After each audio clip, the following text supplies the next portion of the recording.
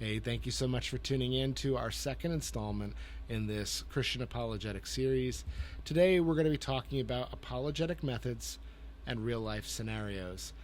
And really the purpose of today is to make apologetics as practical as possible. In fact, apologetics is a very practical discipline, and hopefully we're going to see that a little more today. But I think that a lot of people who engage in the study of apologetics learn a lot of facts, learn a lot of arguments, but don't always know how to go about applying apologetics in real life scenarios, real dialogues with real people who have real obstacles to truth. And so my hope is that at the end of this lesson, you'll at least have some practical ways to take what you learn in apologetics and use it in real life dialogue with other people. So that's the plan. That's where we're going today. I do want to just take a moment, and obviously I can't hear what you have to say, but I want to ask this question anyway for your own reflection. What do you believe the relationship is between evangelism and apologetics? I'll think about that for just a minute. I ask the question because so many people are confused over these terms and their relationship one with another. There are people I've spoken with who believe that the two things are the same. There are others that really just don't understand how they go together, and so I want to make sure that we understand this. And so first of all, let's start with this. What is evangelism? So as we're talking about the relationship between apologetics and evangelism, let's define our terms. So what is evangelism? I ask the question because I think a lot of people assume they know what evangelism is when in fact they don't. In fact, there are people who have told me that they believe that inviting somebody to church is evangelism. It's not. There's people who have articulated to me that they believe that, in a restaurant or in a store, asking somebody if they could pray with them, they believe that that's evangelism. It's not. Those are all good things. Please keep doing that if that's something you're doing. And they could certainly be part of the longer evangelistic process, but it's not evangelism if we are not articulating the gospel and giving people an opportunity to respond to the gospel. That's at the heart of evangelism. That's the purpose of evangelism. And so if we're not sharing the gospel and not giving opportunity for response, we're not evangelizing, even if we're doing other things that are good. But that begs the question, what is the gospel? And as much as I would love to say that the majority of Christians I've spoken with understand and can articulate the gospel, that really hasn't been the truth, at least in my experience in engaging with other believers. So let's make sure that you and I understand the gospel. Here's an example of articulating the gospel. We have been separated from God on account of our sin, and God, by his grace, sent his Son, Jesus Christ, to die on the cross as an atoning sacrifice for our sins, and he raised him from the dead to secure our right standing before him. That's Romans 4:25, paraphrased.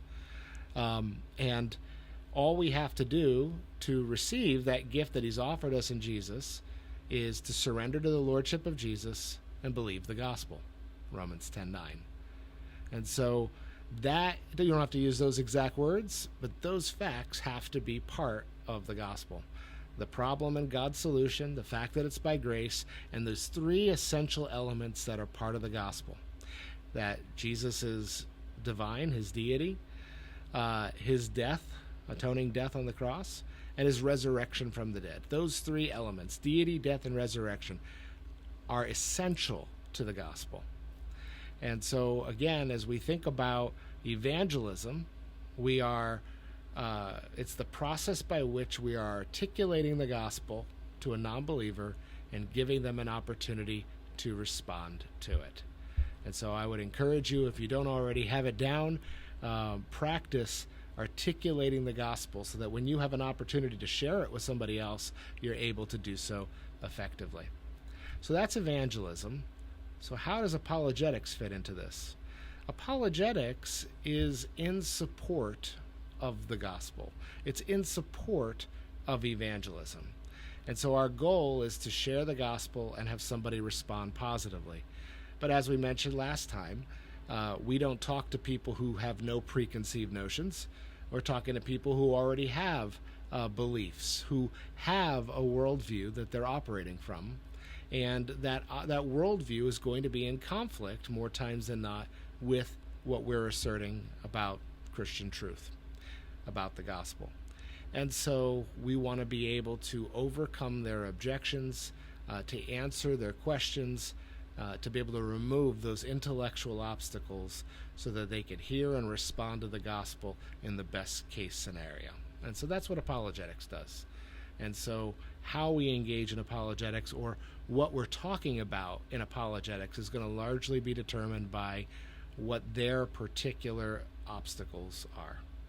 So I hope that makes sense. If it doesn't, hang with us, because hopefully it will at the end of this example that we're about to go through.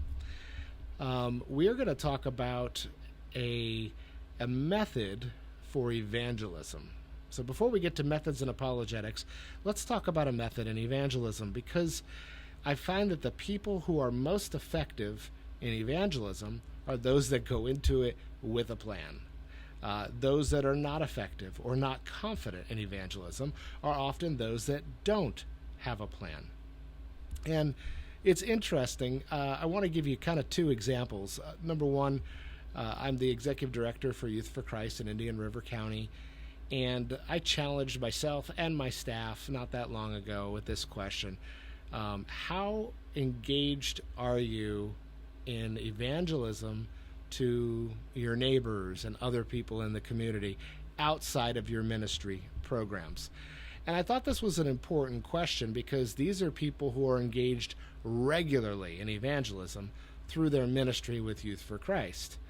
And what it turns out is that for all of us, we are not as engaged, confident in, and successful in evangelism outside of the context of our evangelistic ministry. And this begs the question, why? Because within the context of our Youth for Christ ministry, we have a structure, a framework, a program. We have a lesson plan that incorporates the gospel. We have regular rhythms of appointments with students and other activities where we have the opportunity to articulate the gospel and gain student responses to it.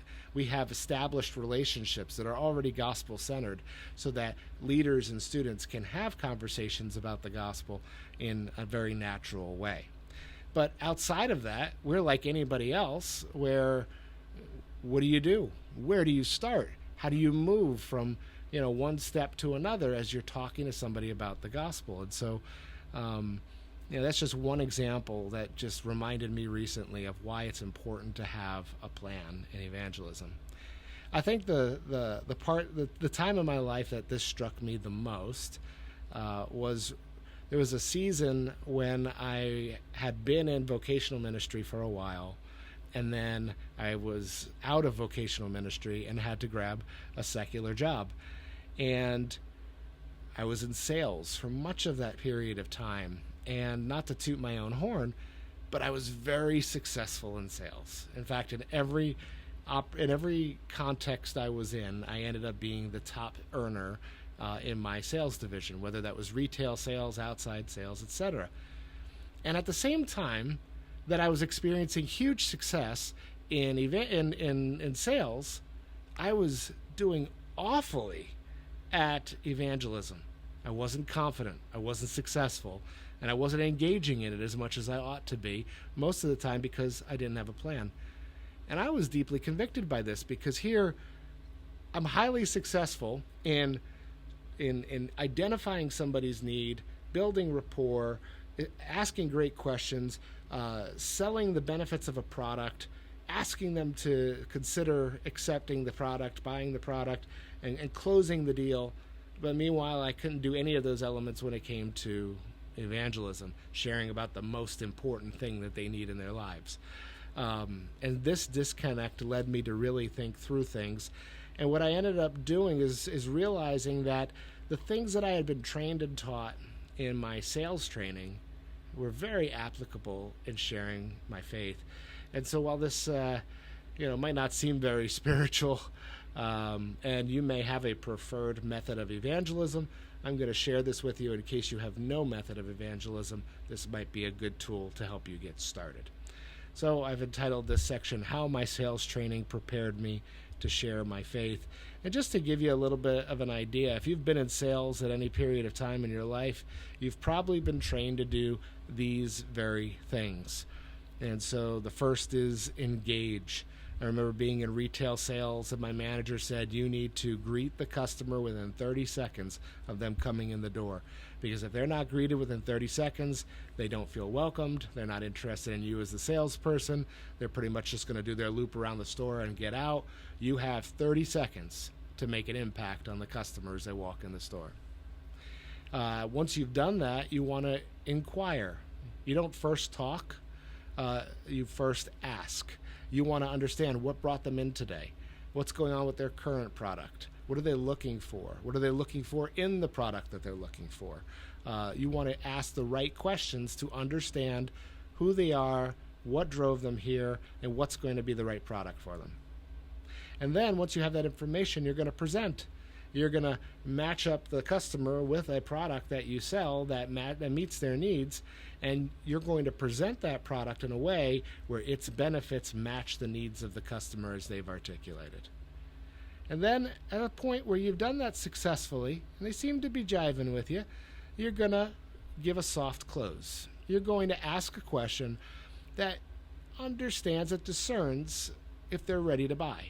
So for instance, if they're purchasing something in your retail store and you've presented and they seem to be tracking with you, you might ask, just out of curiosity, are you available this Thursday for delivery? Or something like that, just to gauge their interest at that point.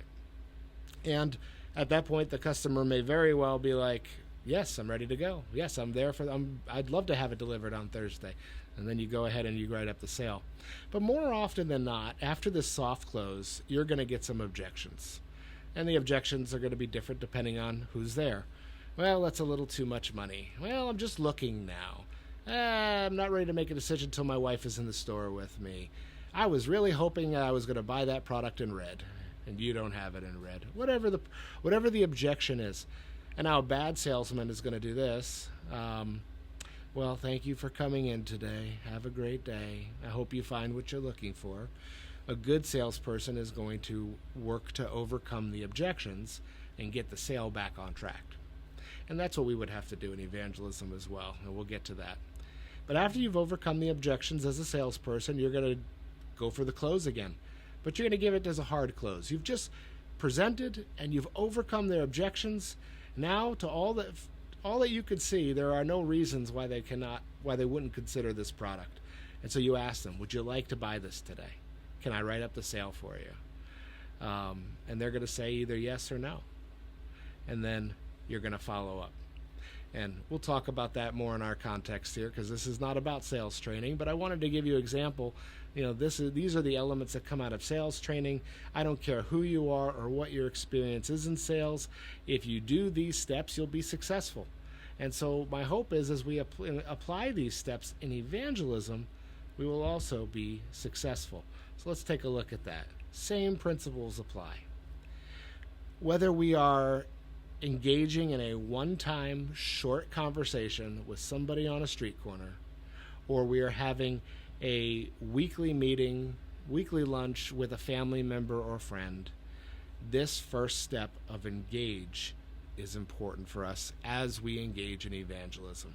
So I don't care how familiar you are already with the person, we want to take the time to build rapport.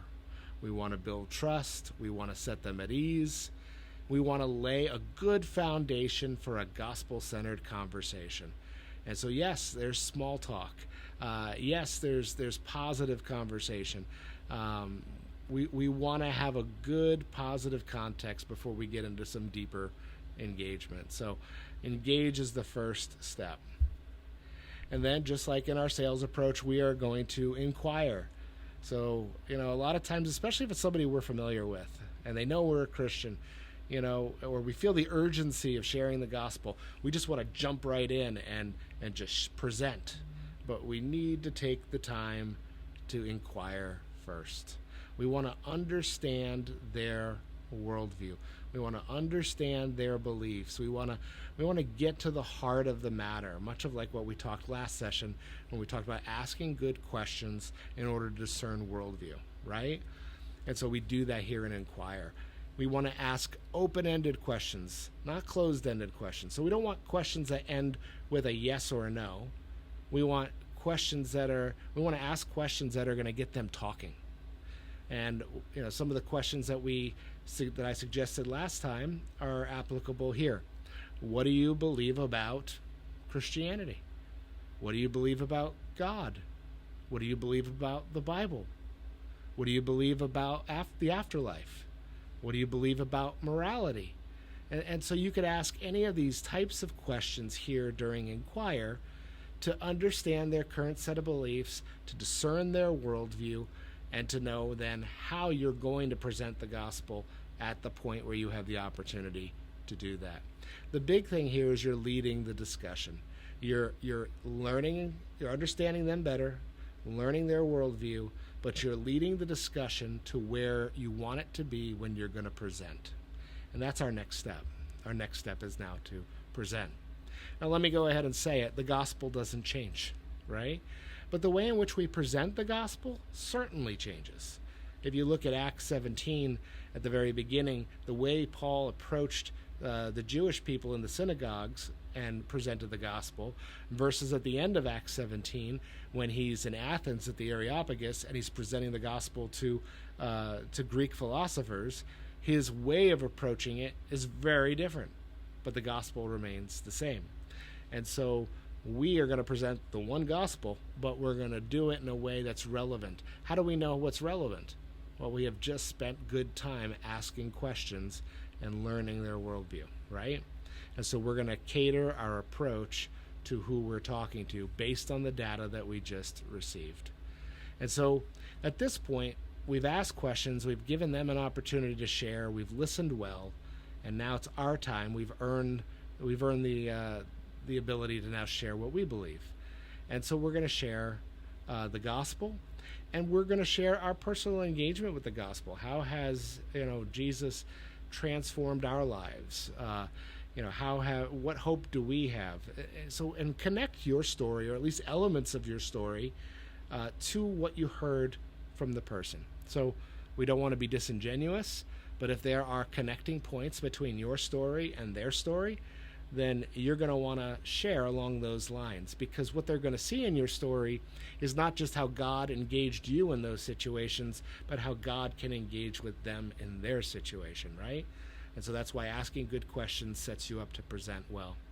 And remember that in the midst of this, you are clearly articulating the gospel message, and you are giving them an opportunity to respond. And technically that opportunity to respond comes here in the soft close, which is our next section.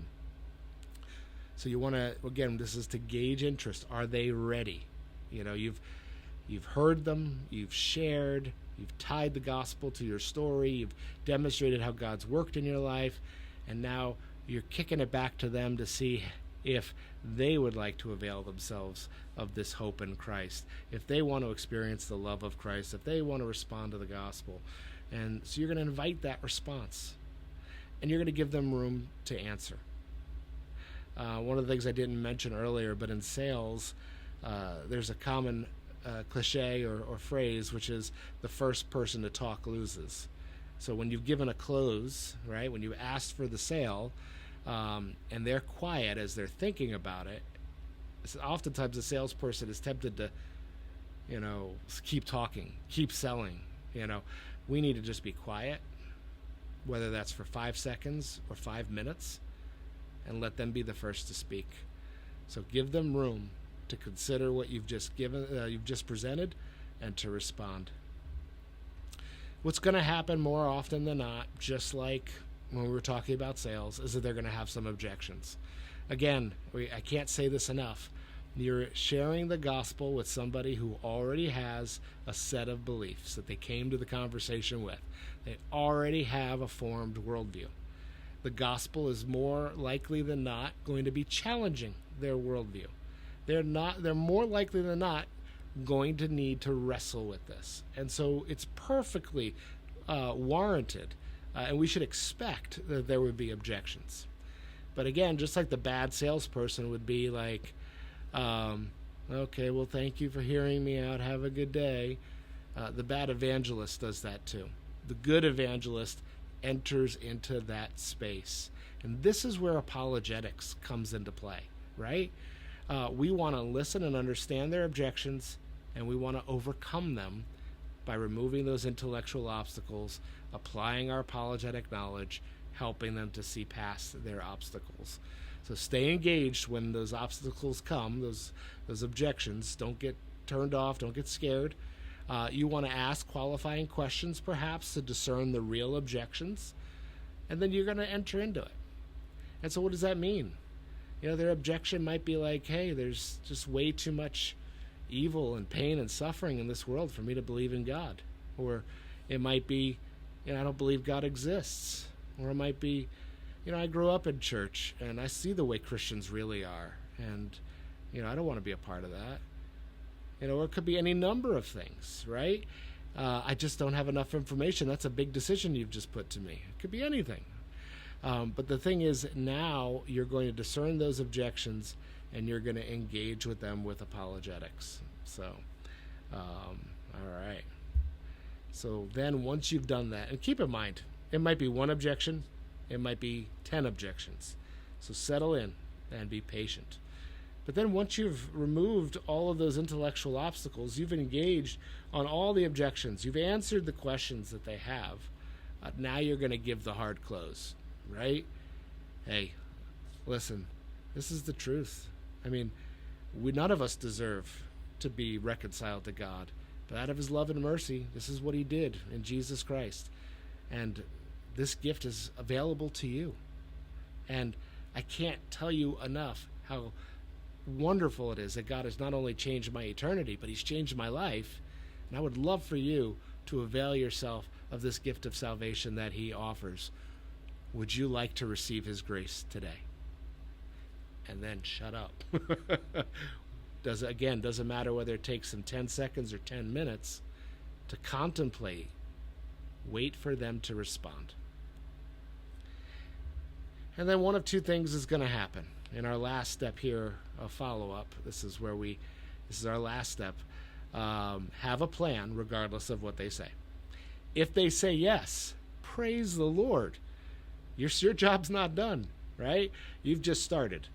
Discipleship. Get them a Bible. Show them how to read it. Teach them how to pray. Bring them to church. Get them connected to other believers who will walk alongside them in discipleship, right? You are going to walk alongside them in their new Christian journey, discipleship. But what if they say no? You're still not done. I would say, hey, listen, I appreciate you considering these things. And I know it goes against a lot of the things you currently believe. As you've seen, there's good evidence for it, and I could certainly speak volumes about how it's changed my life and how good God is. But I respect your decision.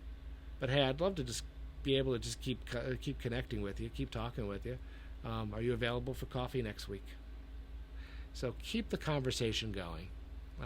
Definitely make sure you leave yourself room to continue.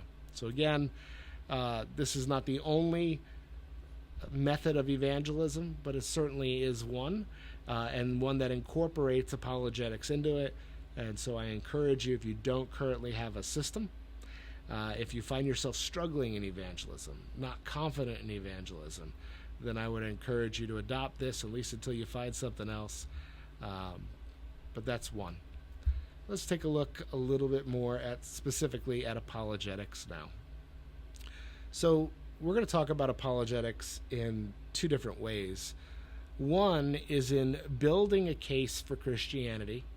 So this is an opportunity where, the person's engaged with you. Maybe they're a seeker.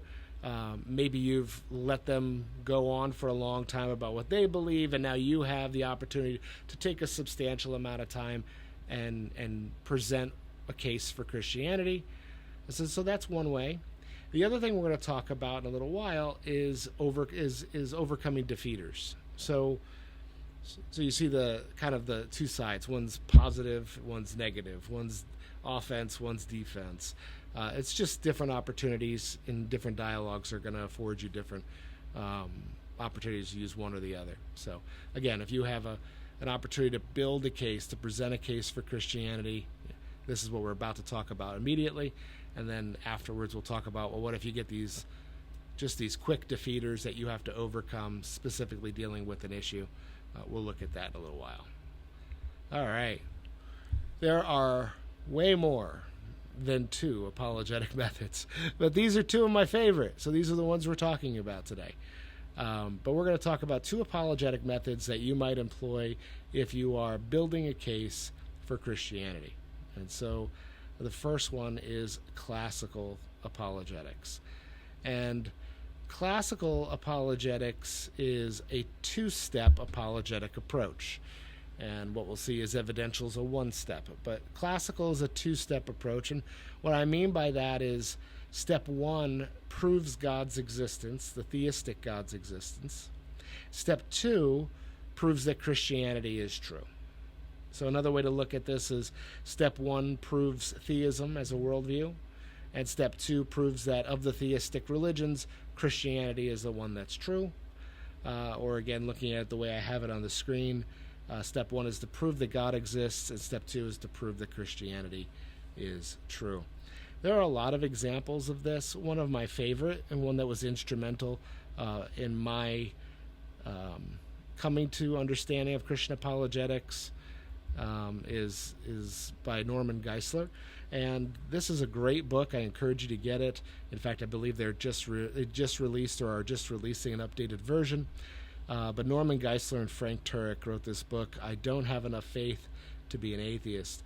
And in this book, they give 12 reasons, 12 points that prove that Christianity is true. And you might be thinking, Kevin, you just said that classical apologetics is a 2-step approach, so why are they giving 12 steps?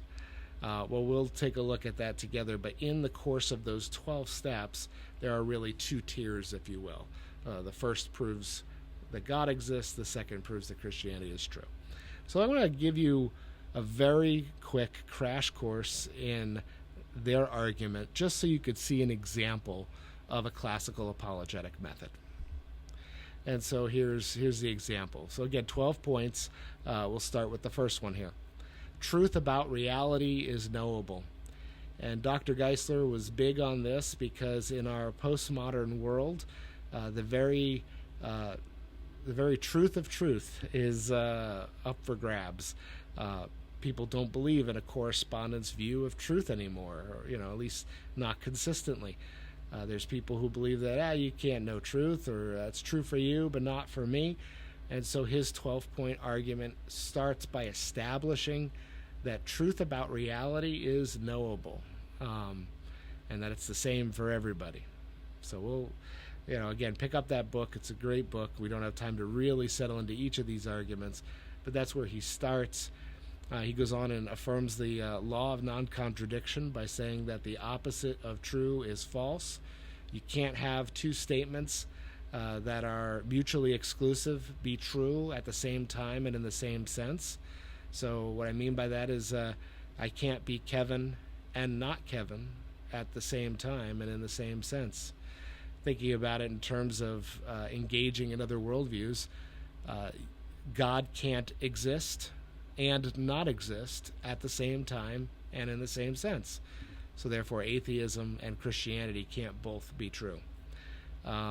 There can't be only one God and be many gods at the same time and in the same sense. So therefore, Christianity and polytheistic religions can't be true at the same time and in the same sense. It can't both be true. Again, the law of non-contradiction. In fact, Geisler quotes an Islamic philosopher, medieval philosopher, Avicenna, who said that anyone who denies the law of non-contradiction should be beaten and burned until they admit that to be beaten is not the same as not to be beaten, and to be burned is not the same as not to be burned. So, not advocating for beating and burning people, but certainly that underscores the point that the opposite of true is false. You can't have two mutually exclusive truth claims be true at the same time in the same sense. His third point is that it is true that the theistic God exists. And they argue this on three different premises. They argue it based on the fact that the universe had a beginning and therefore needed a beginner, a form of the cosmological argument. They argue it from the design of the universe, and therefore the universe had to have a designer, and they argue it through the moral argument. And so those are great arguments. Again, get the book, learn the arguments. I think that's very helpful. Once they've established the truth for God. Now, again, first of all, I told you that a classical apologetic approach has two steps, right? Proving God's existence and then proving Christianity is true. These first three of their 12 steps covers that first tier, right? So they have established God's existence after step 3. So now the rest of 4 through 12 are really going to prove that Christianity is true. So their fourth premise is if God exists, then miracles are possible. And that's, true by definition. If God exists in the way we conceive of him, in the way that those arguments they use in step 3 prove him to be, that he's all powerful, that he's timeless, spaceless, immaterial, all powerful, personal, then miracles are absolutely possible. And point 5, miracles can be used to confirm a message from God. Think about it logically. If God sent a message through a prophet, right, and confirmed it by a miracle, which by definition only God can do, then that miracle confirms that that message is in fact from God. Point 6, the New Testament is historically reliable. And they go through a whole bunch of evidence, which is really helpful for us to know. I encourage you to study these things because the New Testament, we have an embarrassment of riches when it comes to the evidence for the historicity of the New Testament. We have early manuscripts. We have such a large amount of manuscripts that it's virtually impossible for us to mess up understanding what was originally written, because we have so many early manuscripts that we could compare them to. So if you think about those that copied manuscripts, right? If they made an error, well, you compare that 1 or 2 or 5 or 10 to the over 5,000 early manuscripts we have, and it's clearly obvious what the original intent was. So again, all those things. The New Testament is corroborated by non-Christian sources, Roman sources, Jewish sources. There's just so much evidence. So they establish that point in their larger argument. In point 7, the New Testament says Jesus claimed to be God, and they demonstrate that scripturally. 8, Jesus' claim to be God was miraculously confirmed. And so their arguments on this line are the fact that Jesus fulfilled messianic prophecy, that he lived a miraculous life, and that he lived a sinless life. And point 9, therefore Jesus is God. And we're coming to the end of their argument here. If Jesus is God, then whatever Jesus, who is God, teaches is true. Jesus taught that the Bible is the Word of God. Therefore, it is true that the Bible is the Word of God, and anything opposed to it is false. Again, why did they establish the truth, and why did they establish that the opposite of true is false? Because now the conclusion holds. Because not only have we established these truths, but anything that stands against it must be false by the law of non-contradiction. And so, again, we see that Christianity is not only just true, but anything that stands opposed to it is false. And so in 12 points, Dr. Geisler and Dr. Turek have made the case that Christianity is in fact true. So even though I really skimmed over that 12 points, you can imagine that's a pretty long argument, and you would probably need substantial amount of time to walk people through a 12-point argument. It'll certainly take you some time to read the book form of it, and I don't have enough faith to be an atheist. So when do you use classical apologetics? I would just, for practicality, tell you when you have time and opportunity for a longer presentation. I would also say when dealing with atheists, because again, by establishing the obviously the existence of God, but even dealing with some issues like related to truth, I think that's all important. In fact, that's why I put here also when confronting postmodern objections, because again, you want to establish truth. You want to be talking on the same plane, not past each other. So you really need to agree on truth and what it means to understand something or to affirm a truth claim. So that's some of the things that I would say in regards to when to use classical apologetics. This has been, I would say that my approach to apologetics in most scenarios is about 50% classical apologetics and 50% evidential. Yes, this requires more time. It's also very helpful.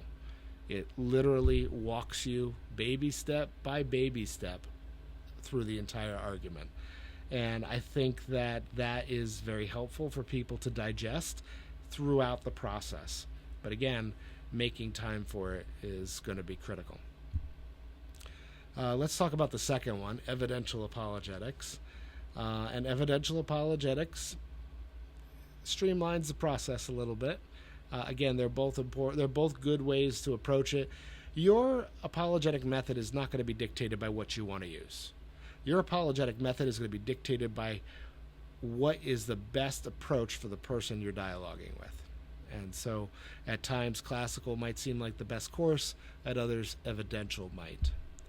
So Gary Habermas is an apologist who uses the evidential approach primarily, and here's what he has to say about it. Instead of having to prove God's existence before moving to specific evidences, the evidentialist treats one or more historical arguments as being able both to indicate God's existence and activity and to indicate which variety of theism is true.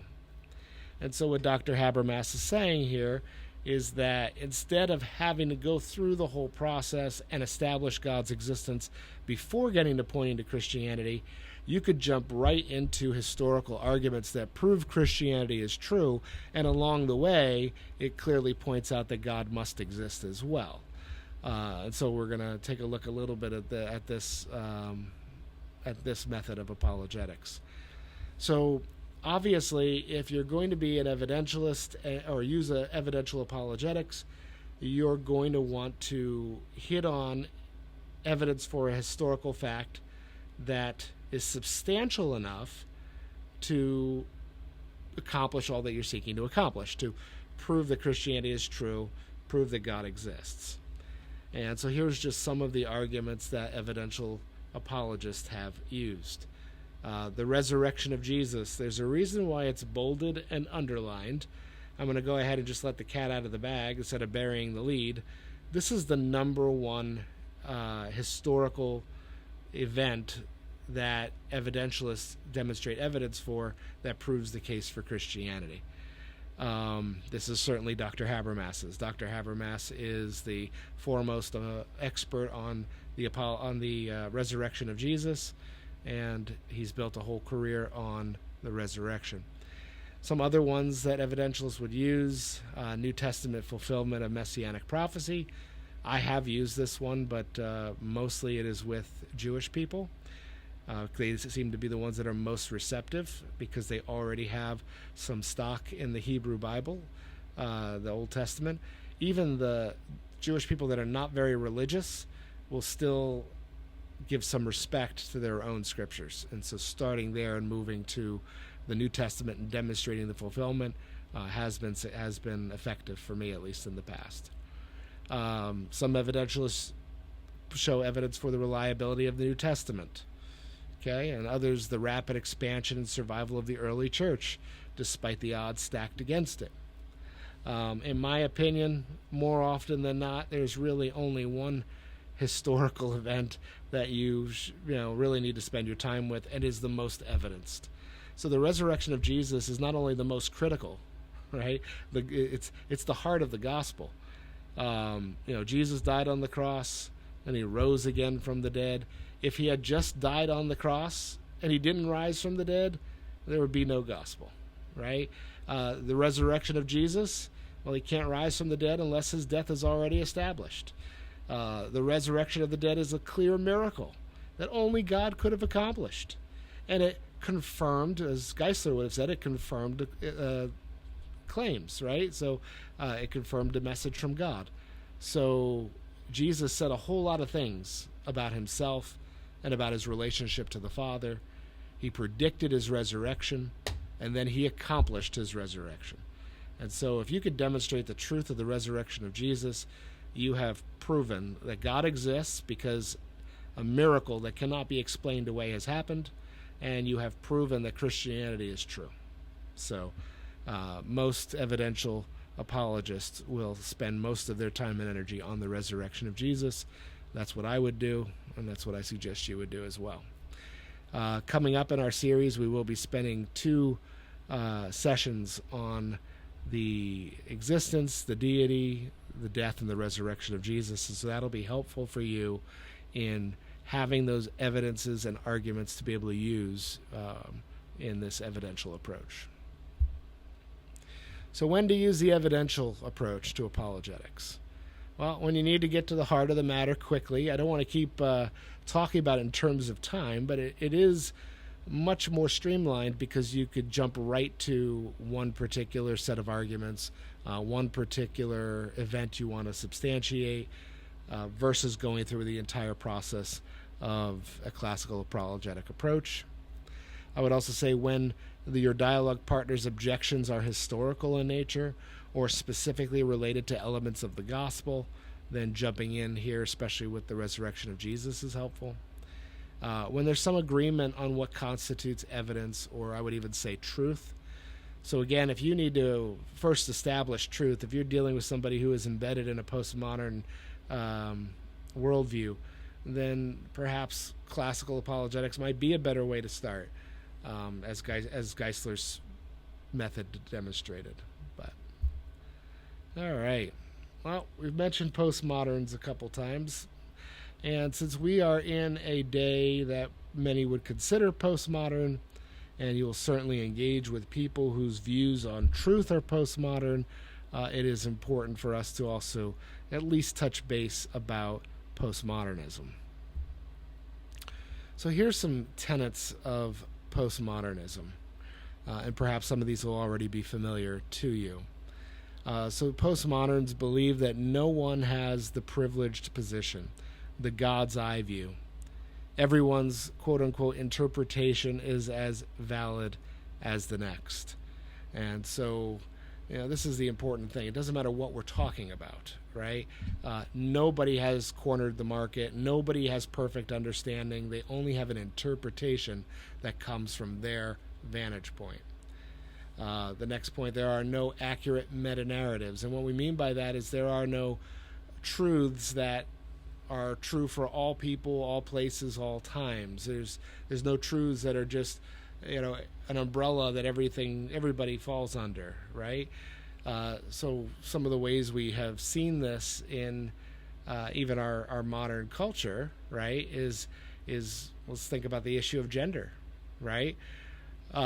We would, a modernist, not a postmodernist, a modernist would say that there are definitively 2 genders biologically, right? And they would argue for the X and Y chromosomes, and 2 X chromosomes is one gender, and X and a Y is a different gender, and here you go. This is the way this is a meta-narrative that's true for all people, all times, no matter where you are or who you are. A postmodern would say, well, no, that's your interpretation from your linguistic community, and by trying to impose that on us, you're actually doing violence to us. We interpret it differently from our vantage point. There are no overarching meta-narratives. And so they would give different criteria for determining gender. So that's perhaps a good way of kind of demonstrating the contrast between a modernist and a postmodernist way of taking a look at one particular issue that is forefront in our culture today.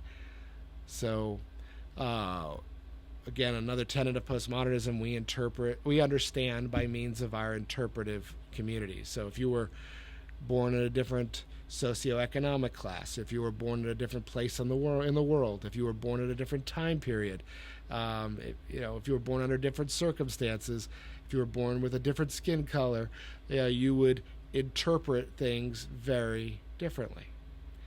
And they would argue that on account of these things and others, truth is therefore relative, right? So there is no objective truth. There are no meta-narratives, right? There's no objective truth. All truth is relative. We construct it based on our understanding of the world, which might be different from somebody else's. Again, I'm not advocating for postmodernism. I'm just trying to help you understand what postmodernism would affirm. So those are some of the tenets of postmodernism. One of the things you'll find is that, the way that postmodernism deals with truth is actually self-defeating. Here's just an example, right? So this is a common statement, or at least belief, that a postmodernist would argue. There is no such thing as absolute truth. To which somebody might respond, is that an absolute truth? And actually, Geisler and Turek draw this out well in their book. They call it the Roadrunner method, because you could quickly, as you're engaging with somebody, take the statement that they just said and apply it to themselves, apply it to the principle to this very statement, and it demonstrates whether the statement is self-defeating or not. So somebody making a comment that there is no such thing as absolute truth, well, that's an absolute truth statement. So therefore, it's a contradiction. It's self-defeating. Here's another one. Truth is relative. Is that a relative truth? That's true for you, but not for me. We've all heard that one, right? Well, is that statement true for you, or is it true for everybody? There is no truth. Is that true? So these might seem silly, or it might seem like semantics, but the truth of the matter is, it demonstrates that there's a flaw in the way postmodernists think, because the very statements they're making are self-defeating. And so that's, it ends up being nonsensical. They're trying to say something, but really what they're doing is they're not saying anything at all, or not anything of value. Here's another question. We're going to kind of tackle this a different way. When we read a book, any book, what is the source of its meaning? Think about it for a second. When we read a book, any book, what is the source of its meaning? Is it the author, or is it the reader? So if you talk to a postmodernist, they would say it's the reader, because it's how they interpret it, and everybody might interpret it different. But the truth of the matter is it's the author. In the same way that if you wrote a letter to somebody, you would expect that letter would be interpreted the way you intended it to be interpreted, and not to interpret it any way you want, right? If I write a letter to my wife and she misinterprets it, I might be sleeping on the couch. I really want her to get it the way I mean it. This is a great book by Kevin Van Hooser. Is there a meaning in this text? And he is arguing for an objective meaning in Scripture. And this book was largely written in response to this book by Jacques Derrida. He is the father of deconstructionism. This is completely a postmodern work, and his book is pretty much saying that there is no truth that the author passes on. It's the reader, and we need to deconstruct that, and it's the reader that constructs an understanding or interpretation of what they're reading. But that's interesting, because he's writing a book of which he has a thesis. He's trying to make a point. He expects people to read the book and to understand it the way he is trying to convey it. And do you see the self-defeating nature? Do you see the problem here? Why write a book when your thesis is that the words of the book have no objective meaning? It's pointless. Well, that's postmodernism in a nutshell. And again, without going too far into the weeds, being able to start listening to the way people argue or statements that people make, identifying those statements that are self-defeating, and then demonstrating the fact that they are self-defeating is a really important tactic. And again, we want to approach this with respect, right? We don't want to be like, well, that's stupid. We want to show the flaw in their thinking, because then they'll realize that, wait a second, the way I'm thinking doesn't make sense. I need to figure out what does make sense. And that opens the door for you to have a conversation about truth and about the truth. All right. So that was my little rabbit trail on postmodernism. We talked earlier about building a case for Christianity. We did that both with the classical apologetic method and with the evidential apologetic method. Now I kind of just want to walk through some defeaters, because at times, especially in shorter engagements or engagements with people that you're already in relationship with, you might not sit down and have an hour-long conversation. You might have moments where you get to deal with things. Or over the course of a longer conversation, some defeaters might come up throughout the course of the conversation. We want to think through how you would answer. So I'm going to go ahead and just kind of list them, and then I want to pause for a moment with each of these, and you could pause the recording, but would love for you to think through how would you answer these defeaters, and I'll give you some ideas too. Christianity is too restrictive. So if it's, why don't they believe? Well, Christianity is too restrictive. It's one that comes up a lot. Different wording perhaps, but that same sentiment. What would you say?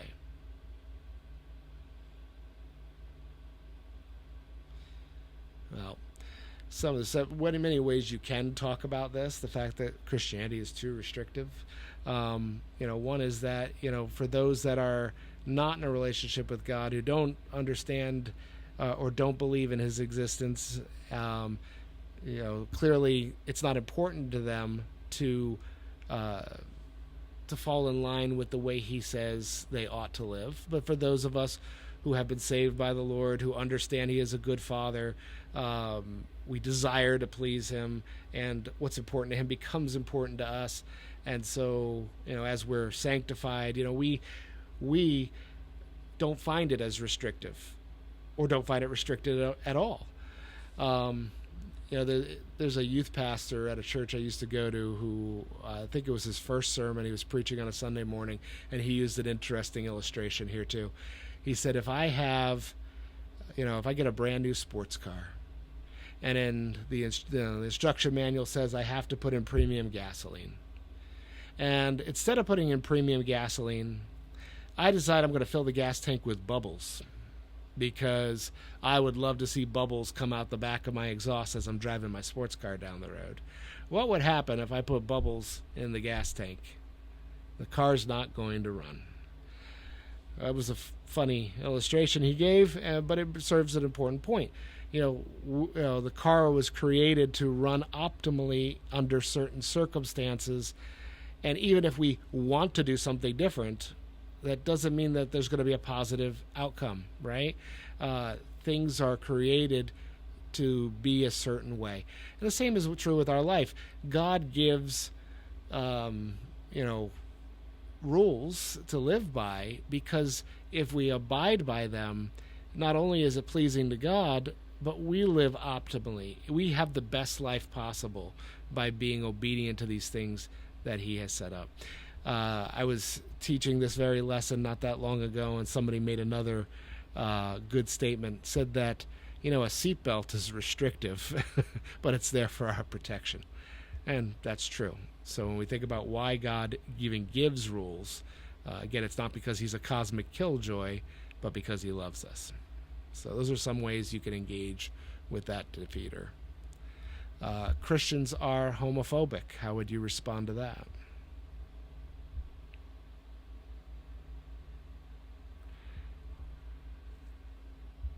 I would suggest that this is a misrepresentation, a caricature of Christianity. Certainly there are Christians that have really given a bad reputation to Christianity, to the church, in terms of how they've engaged with the LGBTQ community. However, homosexuality is no different than any other sin. Is it sin? Yes, it's sin, absolutely. But God doesn't not love them because it's that particular sin versus other sinners who he loves. Salvation is not offered to everybody else, but not to homosexuals.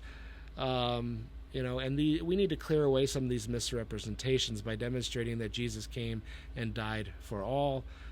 We as the church ought to love all people and demonstrate the love of Christ.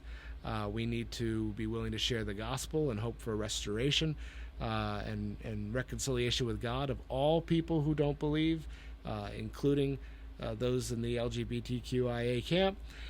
So again, it's a misrepresentation, not true at all. And so that might be a good moment to apologize for those that have really tarnished the name of Christ in the ways in which they have come against homosexuals in particular. So Christians are a bunch of hypocrites. There's the next one. Well, this is an interesting one too. I do know a bunch of Christians who are hypocrites. But guess what? That doesn't disprove Christianity. So if I'm a hypocrite, if I'm a jerk to you, if I'm a big mean person who does wrong every day, but I say that 2 + 2 = 4, does 2 + 2 not equal 4 because I'm a hypocrite? No, of course not. Truth doesn't cease to be true because the advocate of truth is a hypocrite. So therefore, as a defeater against Christianity, this doesn't really hold water, because even if Christians don't live as they're called to live, it doesn't discredit the truth of Christianity. With that being said, there are other things that we ought to share in this moment, which is that Christians are not perfect, and Christians really ought not to claim that they're perfect. We're forgiven by grace because of what Jesus did on the cross and from his resurrection from the dead. We are being perfected, right? We are being sanctified. One day we'll be without sin, but certainly that day is not today. Christians are called to higher living. They're called to not live as hypocrites. But the reality is that we trip and fall just like everybody else. And again, it doesn't disprove Christianity. And we need to get back to that. So don't let it be a red herring that puts an obstacle in the path of the gospel. Christians believe in fairy tales. Well, if you abide with us for the next couple weeks, you'll see there's so much evidence for the truth of Christianity that we could easily dismiss this. No, we do not believe in fairy tales. We have more evidence for what we believe than any other worldview that exists. I can't believe in God because there's too much evil and suffering in the world.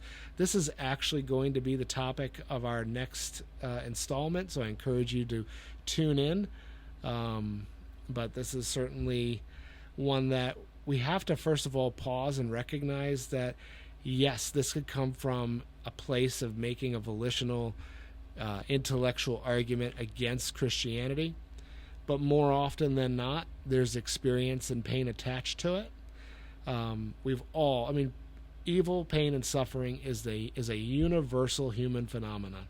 We have all experienced it, and some have experienced it greatly. And so as we come across people who say, I can't believe in God because there's too much evil and suffering in the world, we have to respect the fact that they might have lived through some really bad suffering, or have somebody that they love has walked through some really bad suffering. And so I'm not saying we don't engage it apologetically, but we definitely want to also engage it pastorally. And again, for some answers on how to overcome this objection, tune in next time. I can't believe in a God of judgment and wrath. I don't know if I used this example last time or not, but I'll go ahead and say it briefly now. If we went into a courtroom where there was a murder trial happening and the family of the victim was there and the evidence was overwhelming that the defendant was guilty of murder, and he had this grin on his face the whole time. He's not regretful, remorseful at all for what he's done. And the judge turns to him and says, listen, the evidence is stacked against you. Clearly you did this, and clearly you're not remorseful, but I'm going to show mercy to you, and I'm going to let you go. Would everybody applaud because of the mercy of the judge? No. we'd walk away with a sick feeling in our stomach because of an injustice that had just taken place. Certainly the family of the victim would not be happy that the judge just let the murderer go, right? There's something in us that cries for justice. And God is perfectly just. In the same way that God is love, God is just. God is justice. And so, we say, I can't believe in a God of judgment and wrath, but I think that's a caricature of God. He's not walking around looking to condemn people. In fact, we could demonstrate from 100 places in the Bible the love that God has, and his desire to redeem people, to forgive people, and to give them hope in a future. So clearly we want to be able to have those scriptures at the ready to be able to do that. But certainly the fact that God is just and judge does not diminish the truth of Christianity. If anything, it makes it more palatable if we're being reasonable. The Bible is unreliable and can't be taken seriously. Again, we have an embarrassment of riches when it comes to the evidence for the reliability, the historicity of the New Testament. We do for the Old Testament too, so let me first be clear on that. Jesus, first of all, is evidence for his deity. He affirmed the Old Testament. We have archaeological evidence for the Old Testament. We have various manuscript traditions of the Old Testament. We have the Dead Sea Scrolls. We have a lot of different things and the consistency between to demonstrate the Old Testament reliability. But when it comes to the New Testament reliability, there is just so much evidence that it's laughable to assert that it's unreliable and can't be taken seriously. And so I encourage you, because we're not going into depth in this particular topic in this series, to pick up that book, I Don't Have Enough Faith to Be an Atheist, by Geisler and Turek, because they do address this well. All right. Well, that's some of the defeaters that you might come across along the way. Hopefully that gave you some opportunity to think through some of them. But don't wait till you're in a moment where a defeater's thrown at you to start thinking of how you would overcome it. Think about some of these things so that when it comes up, you at least know where you want to start in addressing the issue. So next time, we're going to be talking about the problem of evil, pain, and suffering, and I hope you will tune in with us. Thank you so much for tuning in today. God bless you.